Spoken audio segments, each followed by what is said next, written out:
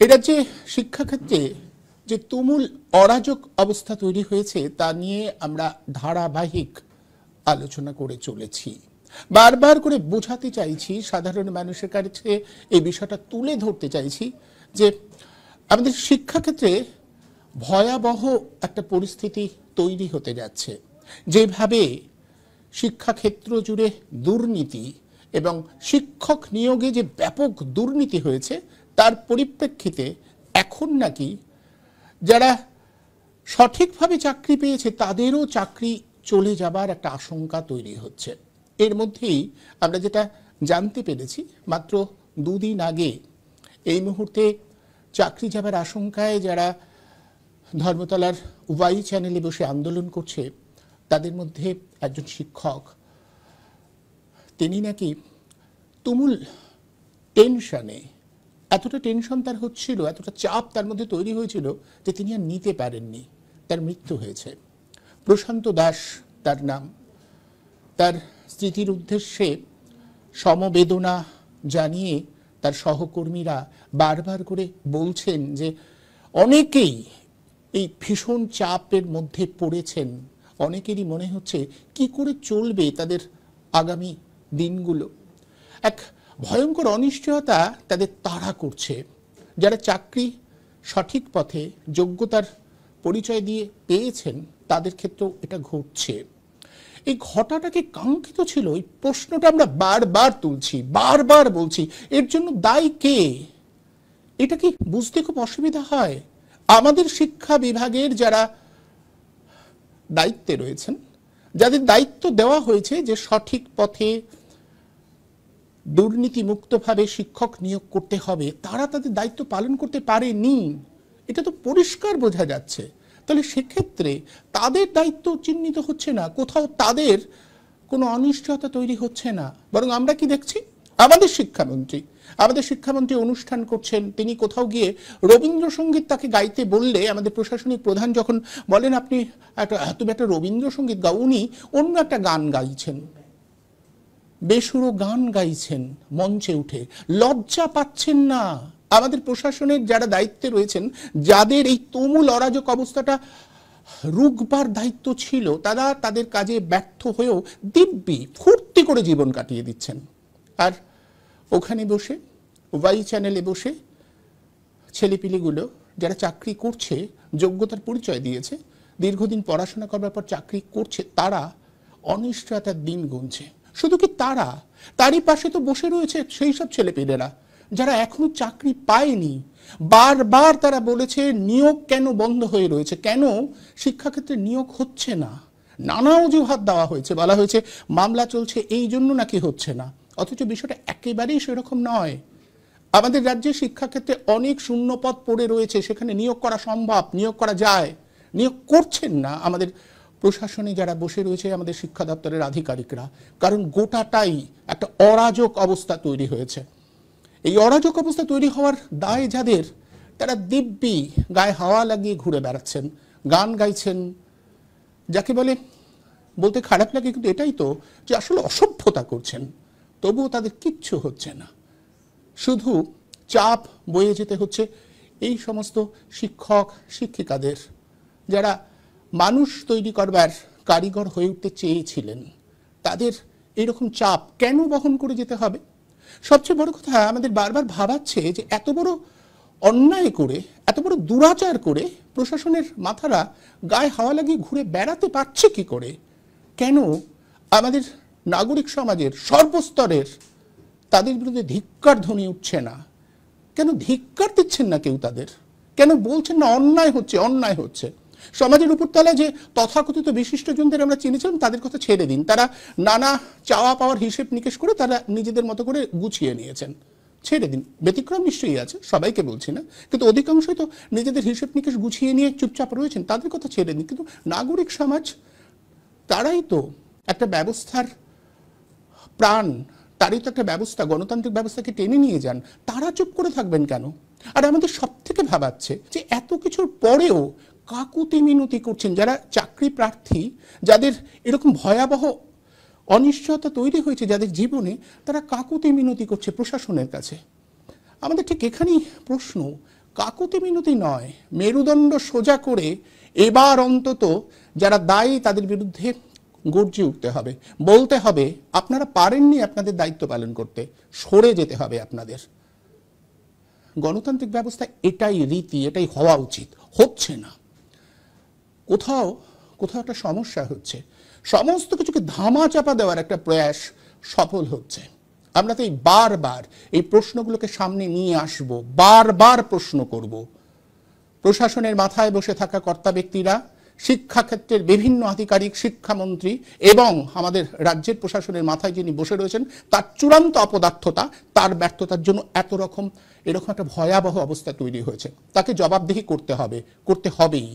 প্রশান্ত দাস নামে যে যুবক, যদি এমনটা হয় যে প্রচণ্ড চাপ সইতে না পেরে তাকে মৃত্যুবরণ করতে হলো, তাহলে তার মৃত্যুর জন্য দায়ী এই প্রশাসনের কর্তা ব্যক্তিরা।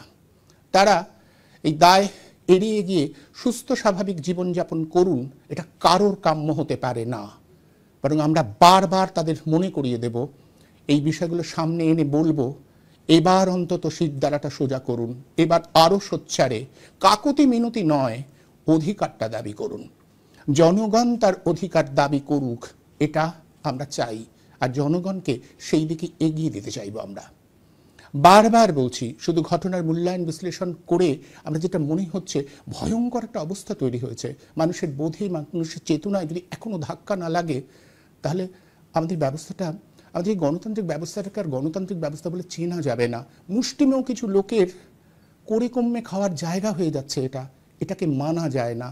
সর্বস্তরের সাধারণ মানুষ, সর্বস্তরের নাগরিককে তাই এই অরাজক অবস্থা, শুধুমাত্র কিছু ছেলে মেয়ের জীবনে অনিশ্চয়তা নেমে এসেছে এমনটা নয়, আমাদের সামাজিক অনিশ্চয়তা, আমাদের সামাজিক জীবনে একটা বিপর্যয় নামছে।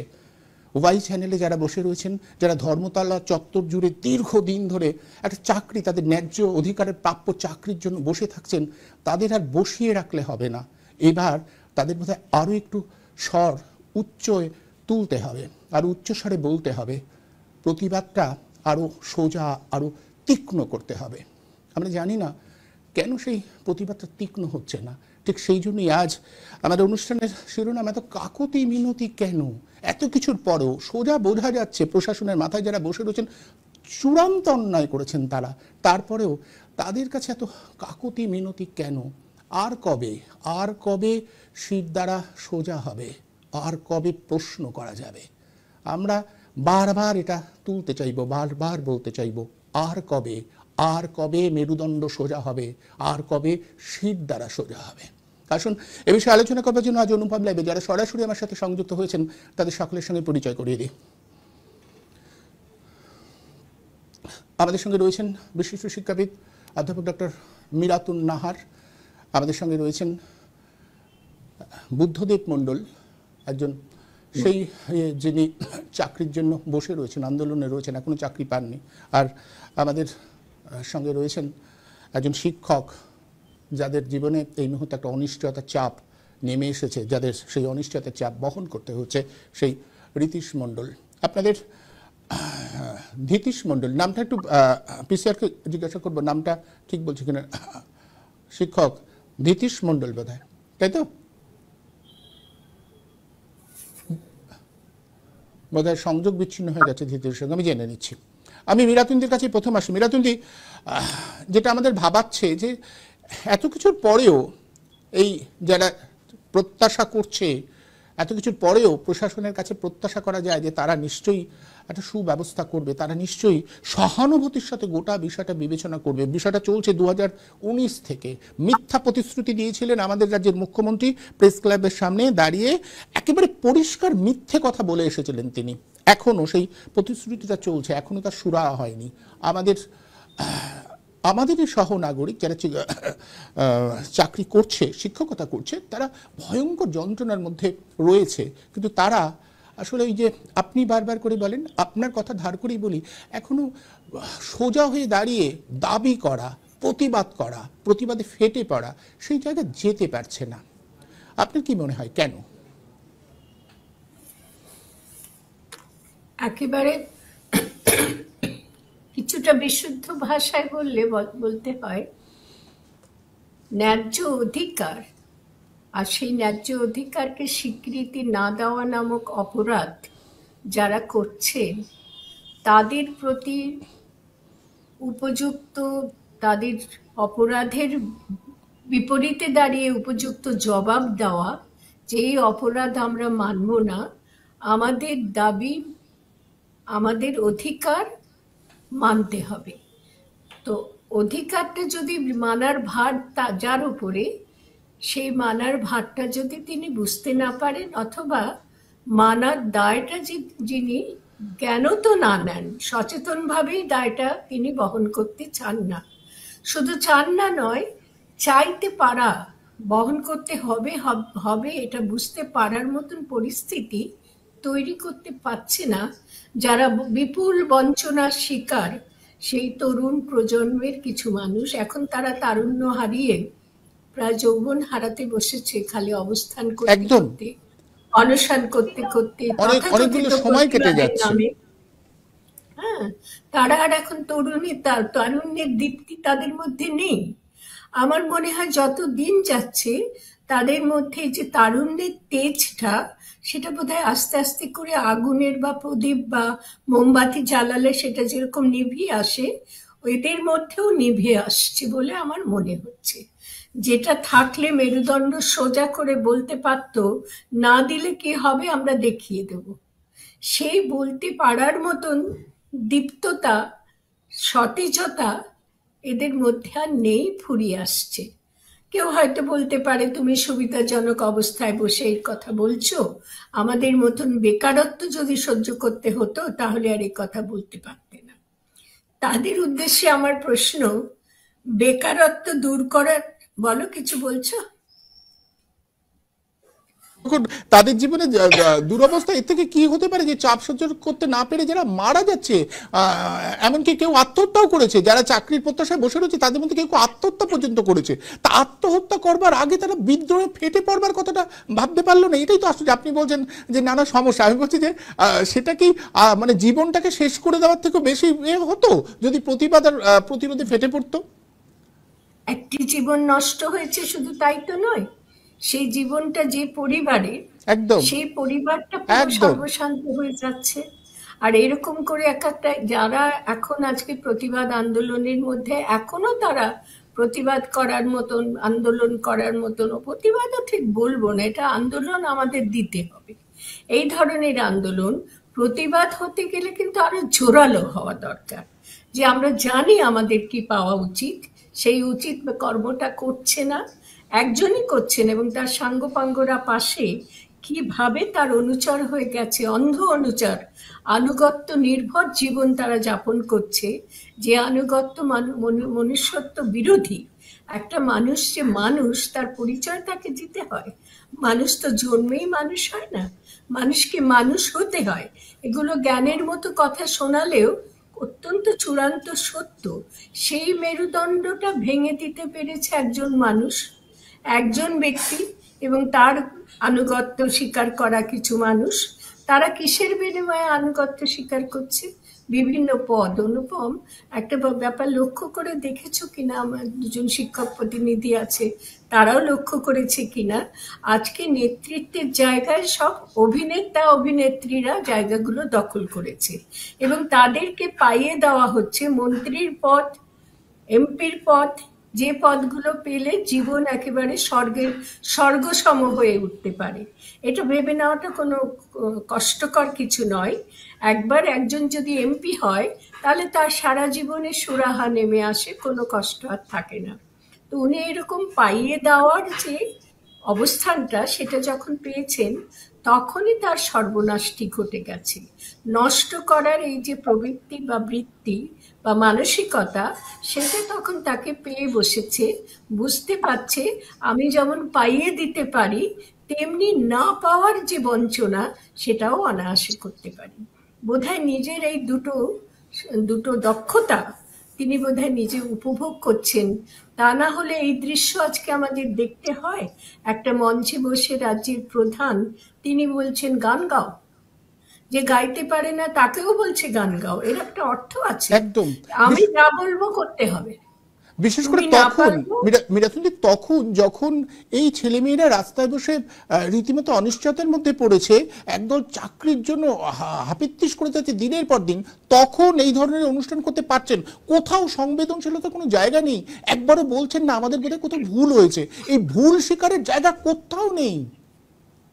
সংবেদনশীলতা তো তার প্রয়োজন নেই, তিনি প্রয়োজনীয়তা নিয়ে বাঁচেন। সংবেদনশীলতা তো মানুষ হলে তবে তো, মনুষ্যত্ব থাকলে তবে তো সংবেদনশীলতা থাকবে।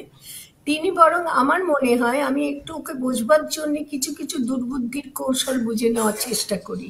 উনি বোধহয় দেখাতে চাইছেন ওই মঞ্চে বসে যে আমি এই সবকটাকে কিরকম কান ধরে উঠবোস করাতে পারি, দেখো তারা যে কত বড় মাপের নাগরিক সেটা বোধহয় দেখিয়ে দিচ্ছেন। আর যারা প্রার্থী হচ্ছেন আজকে শিক্ষক পদপ্রার্থী, এবং যোগ্য শিক্ষক হয়েও লোক দেখিয়ে যোগ্য শিক্ষকের নিয়োগ কিভাবে কি হয়েছে আজও এখন আমার সন্দেহ হচ্ছে যে সত্যিকার যোগ্য শিক্ষকরা যাদের যোগ্য বলা হচ্ছে, যোগ্য হওয়ার পরেও তাদের অযোগ্যদের ভিড়ে মিলিয়ে টিলিয়ে দিয়ে পুরো প্যানেলটাই বাতিল করে দেওয়া হলো।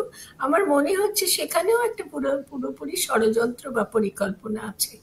ওদেরকে খানিকটা দিয়ে কিছু সংখ্যক শিক্ষক পদপ্রার্থীদের শিক্ষক বলে নিয়োগ দেওয়া হয়েছে এরকম একটা দেখিয়ে হয়তো কিছুটা নিজের পরিস্থিতিটাকে আর একটু ঠিকঠাক করে নিচ্ছিলেন যে আমি কত শক্তিধর সেটা এদের আমি দেখিয়ে দেবো।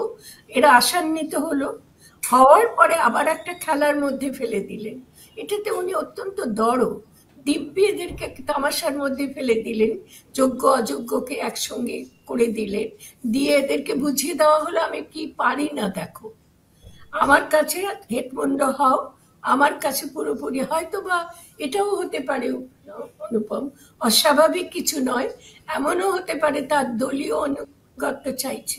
এরা সেই দলীয় অনুগত্যটা যদি মানে, রাজনৈতিক দলীয় অনুগত্য, সেইভাবেই হয়তো এদেরকে টানা হচ্ছে। কে জানে যারা যোগ্য, আমাকে মার্জনা করবেন, যারা যোগ্য বলে গণ্য হয়েছেন এবং তারপরে আবার তাদেরকে অযোগ্যের সঙ্গে মিশিয়ে দিয়ে ফেলে দেওয়া হলো, স্রেফ ফেলে দেওয়া হলো, কুলো থেকে ঝেড়ে ফেলে দেওয়ার মতন, যে কাকর ভর্তি চাল এদেরকে ফেলে দেওয়া হলো। এগুলো এমন হতে পারে, খুব অস্বাভাবিক ওনার জন্য নয় যে উনি এই খেলাটা খেলছেন যে দেখো আমার কাছে পুরোপুরি সারেন্ডার করো, আমি তোমাদের যোগ্য না, যোগ্যতার কোনো দরকার আমার কাছে তোমাদের নেই, তোমরা অযোগ্য হলেও তোমাদেরকে আমি পার করিয়ে দেব, সেই বৈতরণী পার করিয়ে দেওয়ার ক্ষমতা আমার আছে। ওর যে বিপুল ক্ষমতা সেটা বোধহয় বুঝিয়ে দিতে চাইছেন এদের মাধ্যমে সারা রাজ্যবাসীকে, এবং সমস্ত রাজ্যবাসী ওর কাছে মাথা নত করে স্বীকার করবে যে তুমি সর্বশক্তিময়ী, তুমি পারো না হেন কাজ নেই, তোমার বিপুল শক্তি, তোমার বিপুল ক্ষমতা, ক্ষমতা আর শক্তি একই কথা, ভুল বললাম, তোমার বিপুল মাধুর্য, তোমার বিপুল কাব্য সুষমা জ্ঞান, কাব্য জ্ঞান, তোমার বিপুল সঙ্গীত প্রিয়তা, তুমি সত্যিকার গুণী গুণী ব্যক্তিদের নিজের মঞ্চে এনেছো, এবং তারা যে কত গুণী জ্ঞানী সেটাও তিনি তাদের দেখিয়ে দিলেন যে এইসব গুণী জ্ঞানীরা আমার কথায় উঠে বসে। এটাই মনে হয় দেখাতে চান। এটা এক ধরনের, আমি মনস্তত্ত্ব পড়াশোনা করেছি, আমি জানি এটা এক ধরনের মানসিক বিকৃতি। ওনার মনস্তাত্ত্বিক মানসিক গঠনটাই এরকম যে উনি চূড়ান্ত পর্যায়ে পৌঁছে যাবেন, চূড়ান্ত পর্যায়ে গিয়ে তবে থামবেন, এবং তারই লক্ষণ প্রকটিত হয়েছে। আমাদের তরুণ শক্তি যারা, তরুণ প্রজন্মের প্রতিনিধি যারা আজকে এখানে এসেছেন, তারা যদি এই কথাটা না বুঝে তাদের মধ্যে যে বিপুল সম্ভাবনা রয়েছে, যা তারা করতে পারেন, তাদের কি অধিকার সেটাকে বুঝিয়ে দিতে পারেন, এটা আমাদের অধিকার এবং তুমি দিতে বাধ্য, কারণ তুমি আমাদের কাছ থেকে এই ক্ষমতাটা পেয়েছো। এই বুঝিয়ে দেওয়াটা আমার মনে হয় এদের উচিত, এবং সেটা একজন দুজনে তো হবে না, ঐক্যবদ্ধভাবে করতে হবে। যত বিচ্ছিন্ন জায়গায় আন্দোলন হচ্ছে, এই তো বিভিন্ন রকমের শিকার এরা হচ্ছে, কেউ পেয়ে বঞ্চিত হচ্ছে, কেউ না পেয়ে বঞ্চিত হচ্ছে, কেউ স্বীকৃতি না পাওয়ার বঞ্চনা স্বীকার করছে, নানা রকম ভাবে। এই সমস্ত বঞ্চিতরা যদি ঐক্যবদ্ধভাবে বুঝিয়ে, আন্দোলন নয়, বুঝিয়ে দিতে পারে যে সর্বশক্তির আধার তুমি নও, আমাদেরও শক্তি রয়েছে, আমাদেরও না তো মনে করি তাদেরই শক্তি রয়েছে, আত্মশক্তিতে তারা বলিয়ান হোক, সেটা আজকে খুব জরুরি। এই সামগ্রিক শিক্ষা সমাজের কথাই বলেছে যে প্রথম থেকে যেভাবে ডাক্তাররা একত্রিত হয়ে, সিনিয়র ডাক্তাররাও একত্রিত হয়ে পথে নেমেছিলেন, শিক্ষকরা সেটা পারলেন না। এটা একটা ব্যর্থতা তো বটেই। আমি সময় ক্রমশ কমে এসেছি, আমি একটু মীরাতুন্দির কাছে আসবো। মীরাতুন্দি, আপনি শুনলেন যে কিভাবে ভাগ করা হয়েছে, ধীতিশদের যেমন ভাগ করা হয়েছে তেমনি আবার বুদ্ধদেবদেরও ভাগ করা হয়েছে। বুদ্ধদেব পরিষ্কার বললেন যে ওনারা রয়েছেন আর একটা অংশকে ডেকে নিয়ে, সেটা আপনিও জানেন, আর একটা অংশকে ডেকে নিয়ে ক্যামাক স্ট্রিটে মাঝে মাঝে বৈঠক করা হয়েছে, বলা হয়েছে তা কথা হচ্ছে, হয়ে যাবে তা আলটিমেটলি কিচ্ছু হয়নি। কিন্তু বুদ্ধদেবরা যারা চাকরি পায়নি তাদের মধ্যেও একটা ভাগ করে দেওয়া হচ্ছে, অর্থাৎ যারা চাকরি পেয়েছে তাদের মধ্যে ভাগ, যারা চাকরি পায়নি তাদের মধ্যে ভাগ, এবং দীর্ঘদিন যারা শিক্ষক সংগঠন করছে তাদের মধ্যেও ভাগ। এত ভাগ, এবং এই ভাগটাকেই তো ব্যবহার করছে আজকে শাসক দল। চূড়ান্ত অনৈতিক আর অন্যায্য কাজ করেও এই ভাগটাকেই ব্যবহার করে যাচ্ছে তারা। না, কেবল ভাবটাকে ব্যবহার করছে না অনুপম, আরেকটু বোধহয় আমাদের সার্বিকভাবে দেখতে হবে, ভাগটাকে তৈরি করে দিচ্ছে। একদম ভাগটা তৈরি করছে, একেবারে তৈরি করে দিচ্ছে। রাজনৈতিক প্রক্রিয়া রয়েছে এখন, মন্দ রাজনৈতিক প্রক্রিয়া, সেই প্রক্রিয়াতে যে শিক্ষক পদপ্রার্থীরা রয়েছে, স্পষ্ট আমি নিজের চোখে দেখে এসেছি। আমি বুদ্ধদেবদের ওখানেই যেতাম, আর একটা যারা বসেছিল তারা অত্যন্ত সুবিধাবাদী শিক্ষক পদপ্রার্থী, কিন্তু এরকম সুবিধাবাদী মানুষরা যদি শিক্ষক হয় কি দশা হবে আমি জানি না। তারা সেরকম সুবিধাবাদী ছিল। আর এদের বুদ্ধদেবরা যেখানে বসেছিল, আমি অনেক দিন গেছি, এই দুটো ভাগ দেখে তখনই বুঝেছি ওটা কিন্তু স্বতঃস্ফূর্তভাবে হয়নি, ওটা করানো হয়েছে, ভাগ করে দেওয়া হয়েছে, টোপ দেওয়া হয়েছে যে আপনাদেরটা হয়ে যাবে, আপনারা চলে আসুন, ওদের সঙ্গে থাকবেন না, আপনাদেরটা হয়ে যাবে। এই নানাভাবে ওরা কিছুটা কাছাকাছি যেতে পেরেছে, ডাকা হয়েছে, নেতৃবর্গ এসেছে, সেটা হয়েছে। তাহলে শিক্ষক পদপ্রার্থীদের মধ্যে ভাগ, শিক্ষক কিছু পদে কিছু নিয়োগ হয়ে গেল, এটা বিরাট খেলা একটা হয়েছে।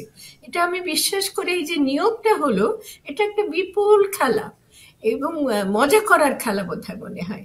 এটা নিয়োগ হয়েছে, তাহলে তারা সরে গেল, যাদের নিয়োগ হয়েছে তারা সরে গেল শিক্ষক পদপ্রার্থী থেকে। অতএব শিক্ষক পদ পেল যারা, তাদের মধ্যেও আবার বিভাজন হয়ে গেল তার পরবর্তীতে, যে কিছু যোগ্য কিছু অযোগ্য, এরকম আবার একটা বিভাজন করে দেওয়া হলো। আবার যোগ্যদের সম্পর্কেও সম্প্রতি যে সংশয় উঠছে, যে যোগ্যরা পেয়েছিল সেটা কিন্তু চালিয়ে দেওয়া হয়েছে, সরকারের পক্ষ থেকে চালিয়ে দেওয়া হয়েছে। আমি বিশ্বাস করি যে এই যোগ্যদের মধ্যেও ভুসিমাল ঢুকে আছে। এরা আপাত দৃষ্টিতে বলছি বটে আমরা যোগ্য, কিন্তু তাদেরও কোথাও দুর্বলতা রয়েছে। সরকারি আইনজীবী, না এদের বক্তব্য নয়, সরকারি আইনজীবী তো বলছে, একদম দিল্লি সুপ্রিম কোর্টে দাঁড়িয়ে সরকারি আইনজীবী বলেছেন। সেই জন্য অনুপম হচ্ছে পুরো ব্যাপারটা পরিকল্পিত খেলা, এটা বোঝা যাচ্ছে, আমরা বুঝতে পারছি, কিন্তু আমাদের উপায় খুঁজতে হবে কিভাবে এত অপরিমিত শক্তি একটি ব্যক্তি কেন্দ্রিক সরকার বা শাসক দল অর্জন করে। এই অপরিমিত শক্তির বিরুদ্ধে লড়াই করতে হলে কেবল শিক্ষক পদপ্রার্থী অবস্থান করে, যারা যোগ্য শিক্ষক বলে গণ্য হয়েছে, তারা চাকরিটা যাওয়ার ভয়ে রয়েছে এখন, তারা কি বুঝতে পারছেন না যে বিদ্যালয়গুলো শূন্য? এই যে বলছে বেশি ক্লাস নিতে হচ্ছে কারণ বিদ্যালয়ে শিক্ষকের সংখ্যা সীমিত। তো বিদ্যালয়গুলোতে শিক্ষক নেই, ছাত্ররা চলে যাচ্ছে, দুস্থ ঘরের ছাত্ররা গ্রামে গঞ্জে তারা চলে যাচ্ছে রোজগার করতে, শিক্ষার উপরে কোনো বিশ্বাস আর নেই। শিক্ষকতা গোষ্ঠী ছাড়াও শিক্ষাকর্মী গোষ্ঠী রয়েছে স্কুলগুলোতে, যারা পরিচালনা করে স্কুলগুলো, সেই পরিচালক গোষ্ঠী রয়েছে, যারা ছেলে মেয়েদের পড়তে পাঠায় ওখানে অভিভাবকরা রয়েছে, তাই না? এবার শিক্ষক সংগঠনগুলো রয়েছে, গোটা সমাজ রয়েছে, যেটা শিক্ষা মেরুদণ্ডটা ভেঙে গেলে সমাজ ভেঙে যায়, সেই মেরুদণ্ডটা ভেঙে দেওয়া হয়েছে। তা না হলে এই সমস্ত শ্রেণীর মানুষ ঐক্যবদ্ধ হয়ে যদি আজকে এই বঞ্চনার বিরুদ্ধে যে খেলা হচ্ছে, করে ডিভাইড করে দেওয়া হচ্ছে, বিভাজন করে দেওয়া হচ্ছে, যাতে আমাকে কোনো পয়সা না দিতে হয়, এরা সব আমার কাছে হাঁটু মুড়ে এসে, এই ব্যবস্থাপনার বিরুদ্ধে তো গোটা সমাজ ব্যবস্থা যেখানে আছে তাদের প্রতিবাদ করা উচিত। আমাদের নাগরিক সমাজের, একলা না, সবার, সমস্ত নাগরিক সমাজের উচিত। আমার সময় একদম শেষ। সেটা হচ্ছে না বলে এত এত বাড়বাড়ন্ত।